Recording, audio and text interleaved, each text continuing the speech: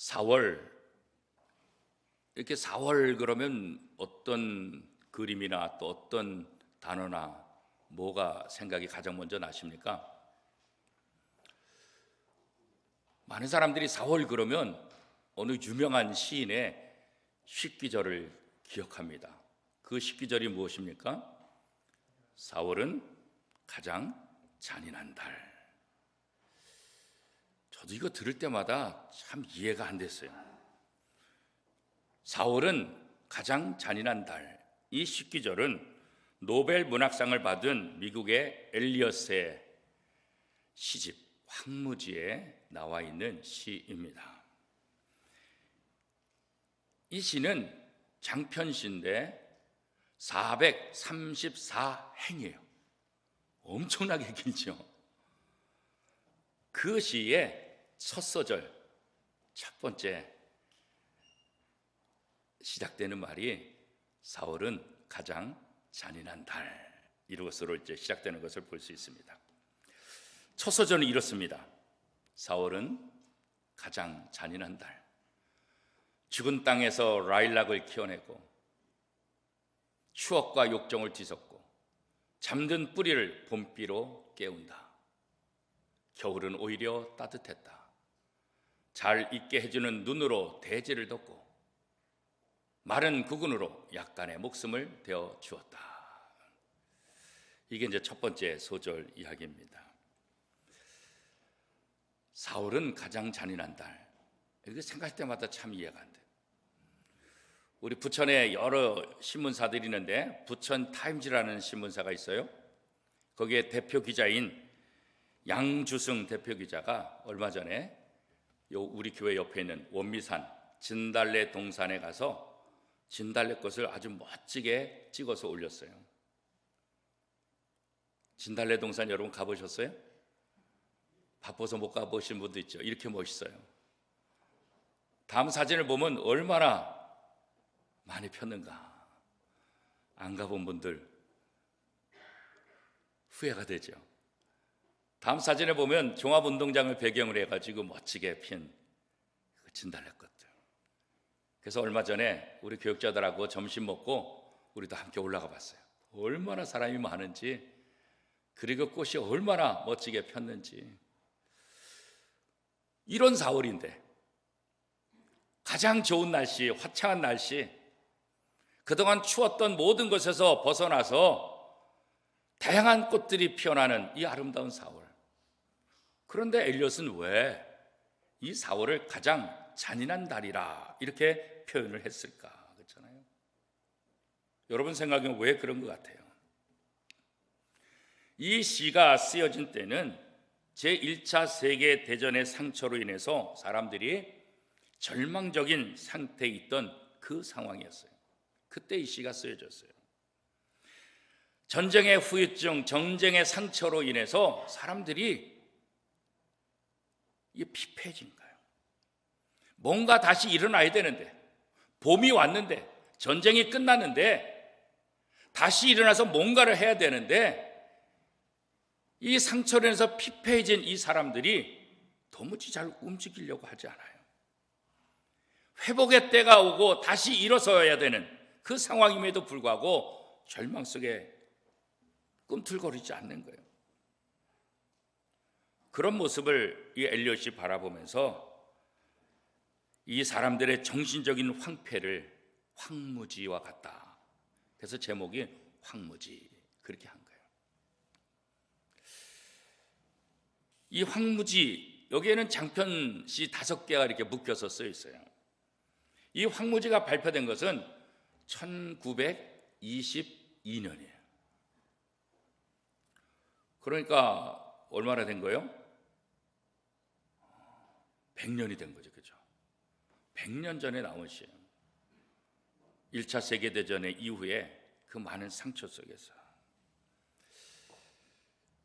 우리도 지난 2년여 동안 코로나19라는 전쟁과 함께 정말 아픈 순간들을 살아왔어요. 우리에게 밀어닥친 이 코로나19의 이 광풍, 우리의 삶 속에서 정말 많은 것들을 빼앗아갔어요. 물론 생명을 잃은 분들도 굉장히 많죠.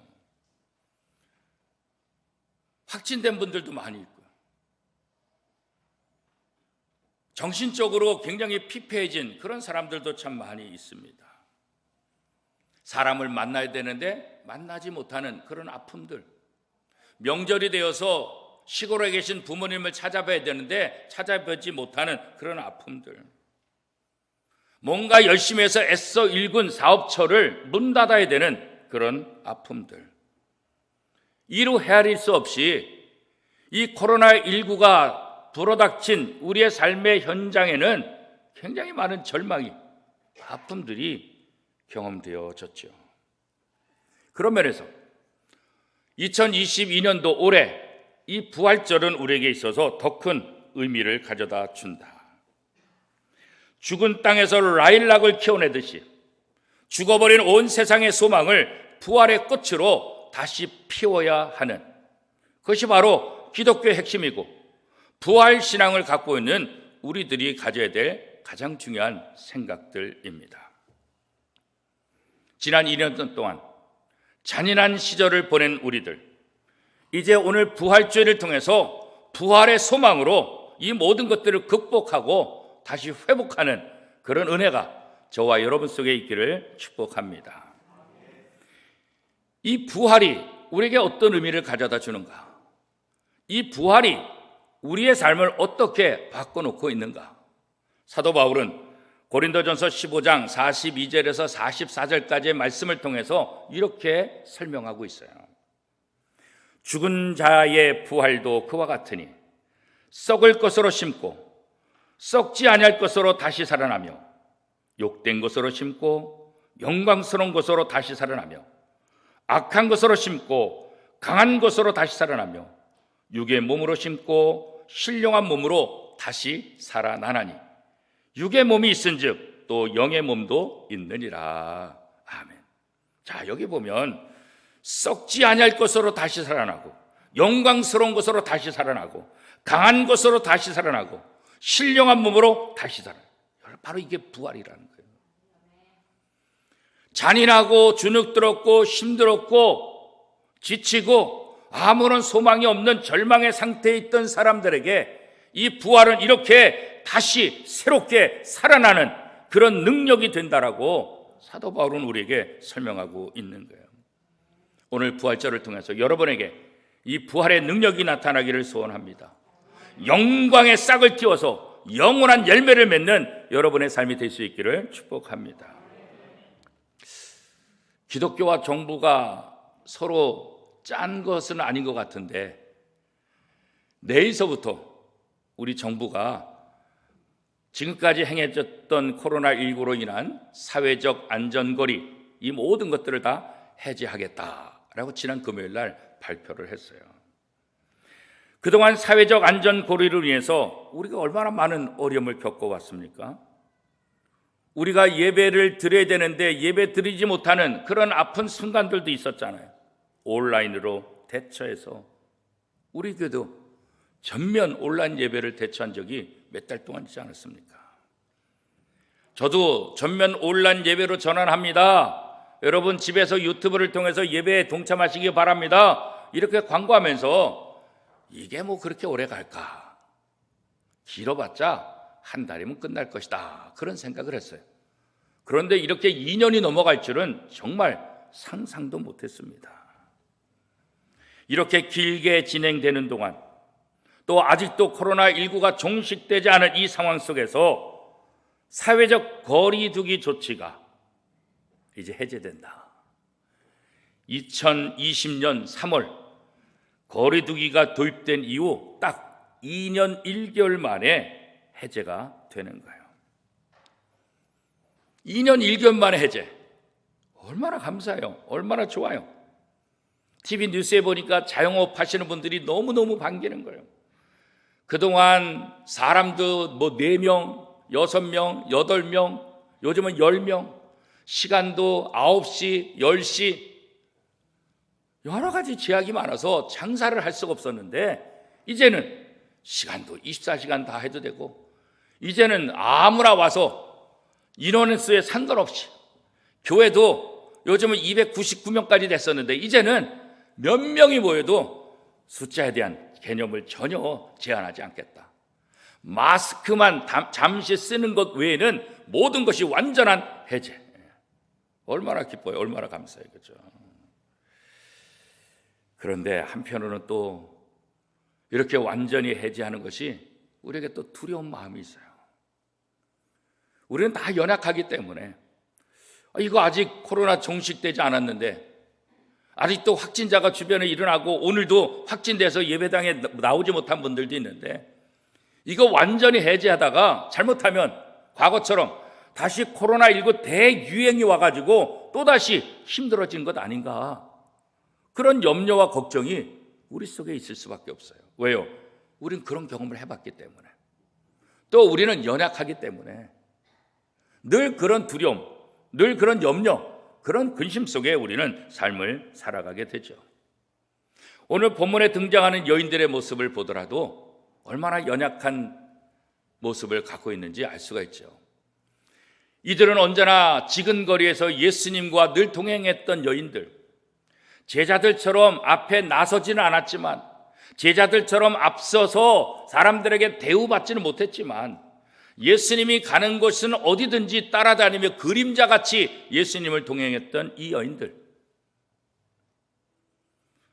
제자들이 다 십자가 앞에서 도망갔을 때도 마지막까지 예수님께서 십자가 질 때까지 그 앞을 끝까지 지켰던 이 여인들,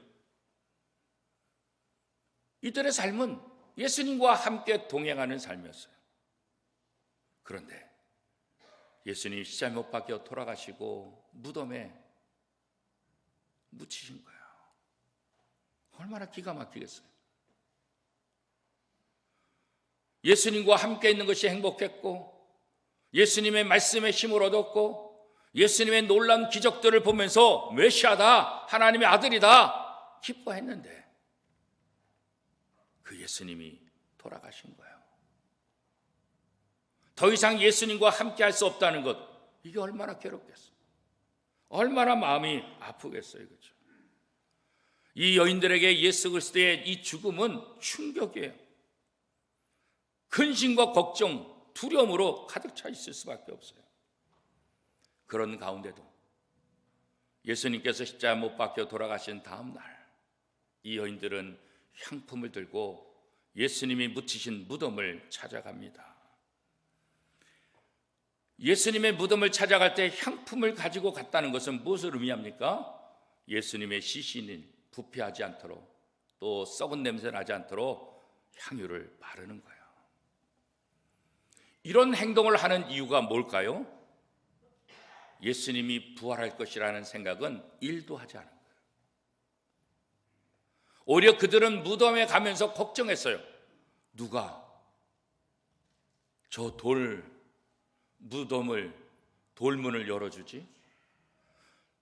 장정 서너 명이 움직일 수 있는 그런 돌, 이 여인으로서 그것을 움직일 수 없어요.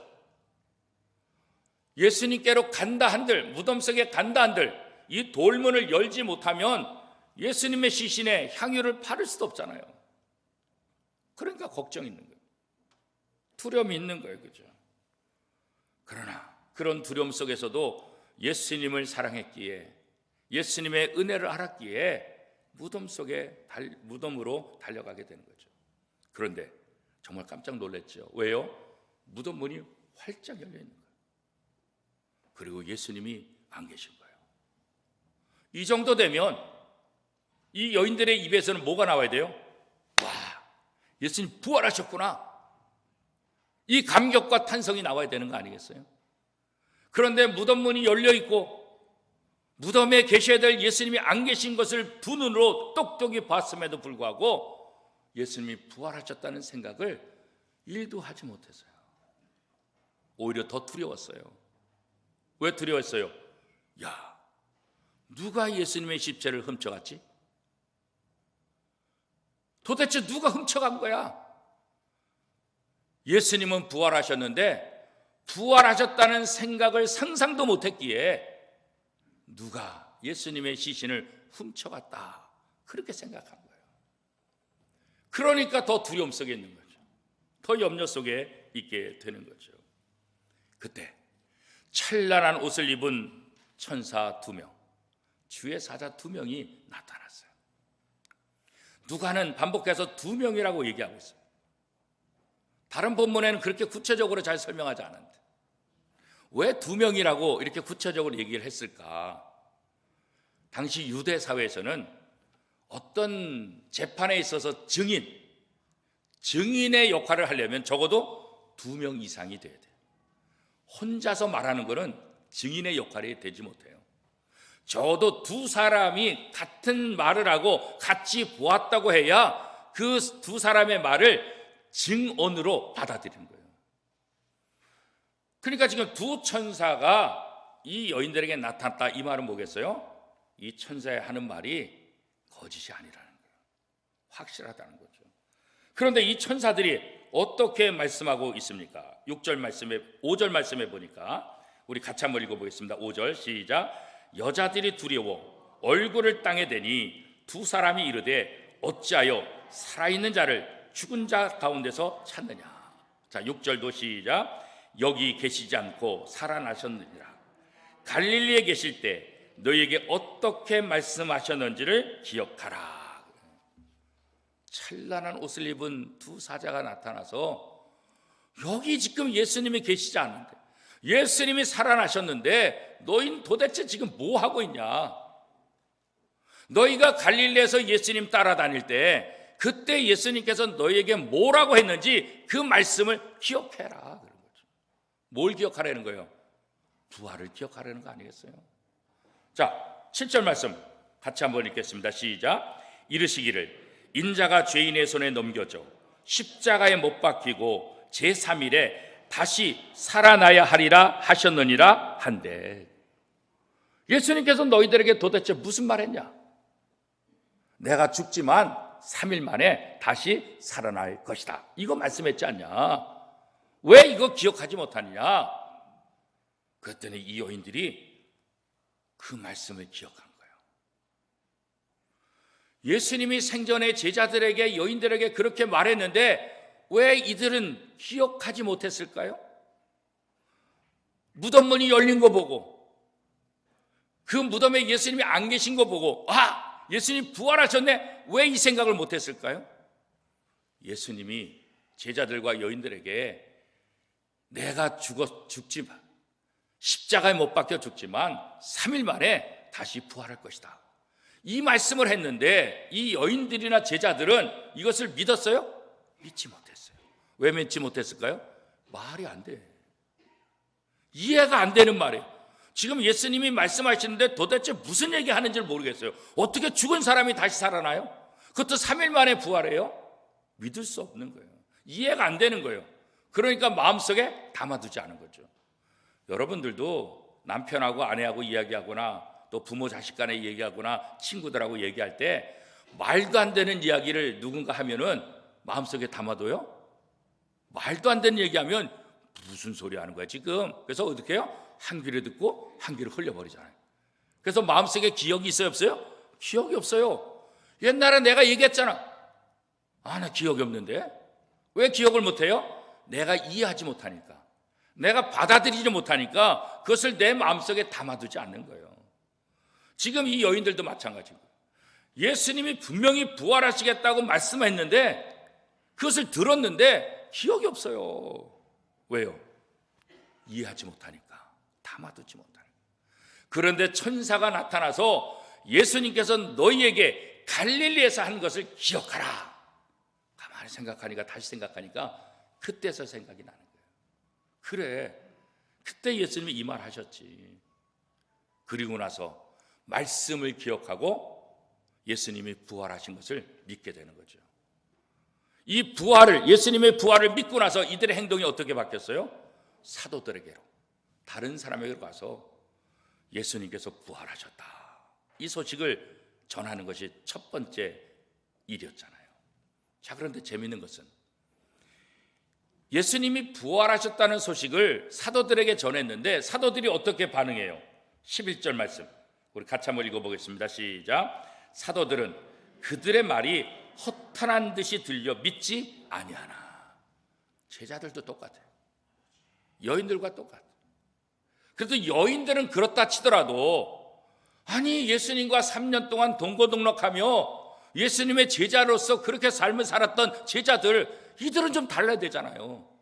근데 이들도 여인들과 똑같은 거예요. 왜요? 이해할 수 없는 거예요. 믿을 수 없는 거예요. 어떻게 죽은 사람이 다시 살아나요? 그러니까 제자들도 예수님께서 말씀하실 때 한 귀로 듣고 한 귀로 흘려버린 거죠. 그러니까 예수님이 부활하셨다는 것을 빈 무덤을 보고 온 이 여인들을 바라보면서 뭐라는 거예요? 쓸데없는 소리 하고 있네, 그런 거죠. 아니 지금 왜 쓸데없는 소리 하고 있어요? 허탄한 소리라고. 믿지 않는 나라가 믿지 않아요. 그런데 베드로는 그 말을 듣고 혼자서 무덤으로 달려가서 예수님의 빈 무덤을 확인했다. 오늘 12절에 그렇게 이야기를 하고 있죠. 빈 무덤. 이 빈 무덤은 예수님께서 부활하셨다는 가장 확실한 증거잖아요. 그죠? 예수님이 부활할 것이라고 말씀하셨고, 예수님의 무덤에 가니까 돌문이 열렸고 예수님이 안 계시고, 이 빈 무덤은 그러니까 뭐예요? 아, 예수님이 부활하셨다. 예수님의 부활에 대해서 가장 확실한 증거인 빈 무덤. 그 빈 무덤을 보고도 믿지 못하는 여인들. 그러나 천사들이 하는 그 말을 통해서 예수님이 하신 말씀을 기억하고 믿었다 그러잖아요. 오늘 우리가 성경을 읽고 암송하고 공부해야 될 이유가 뭘까? 우리에게 가장 중요한 것은 말씀이에요. 여인들이 기억하지 못했다가 주님이 하신 말씀을 기억하고 부활을 믿게 됐잖아요. 오늘 우리가 다른 경험, 우리의 경험, 이거 중요해요. 그러나 이것보다 더 중요한 것은 말씀이에요. 말씀이 뭐라고 하는가? 말씀을 믿는 것, 말씀대로 사는 것, 그렇죠? 제자들이라고 해서 부활을 쉽게 믿지 못했어요, 그죠? 그런데 오늘 우리는 어때요? 제자들처럼 빈 무덤을 보지도 못했어요. 제자들처럼 부활하신 주님이 나타나서, 자 봐, 내 손에 이 못자국 봐, 내 옆구리 봐, 여기 창자국. 부활하신 주님이 부활의 증거를 들이대면서 제자들은 믿었잖아요, 그죠? 그런데 우리는 빈 무덤도 보지 못했어요. 부활하신 주님 손도 못 만져봤어요. 옆구리에 손도 넣어보지도 못했어요. 그러나 오늘 저와 여러분이 예수 그리스도가 부활하셨다는 사실을 믿는다는 것, 이건 뭐예요? 이게 참 놀라운 기적 중에 기적이에요. 우리는 빈 무덤을 보지도 못하고 부활하신 예수님을 만나지도 못했는데 이 부활 신앙을 가졌다는 것, 이건 무엇 때문에요? 하나님의 말씀을 믿었기 때문에, 그죠? 믿음으로 받아들인 거예요. 믿음으로, 그죠? 이 부활 신앙은 바로 믿음으로 갖는 거예요. 우리의 신앙생활의 가장 커다란 핵심 중에 하나는 바로 이 부활 신앙이에요. 예수님의 부활은 의심할 수 없는 역사적인 사실.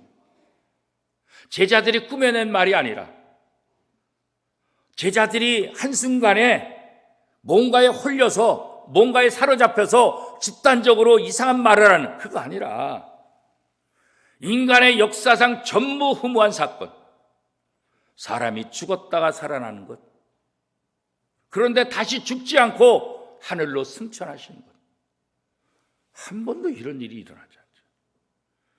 이 예수님의 이 사건이야말로 전무후무한 사건이고, 그래서 예수님의 이 부활은 오늘 우리에게 소망이 되는 거예요.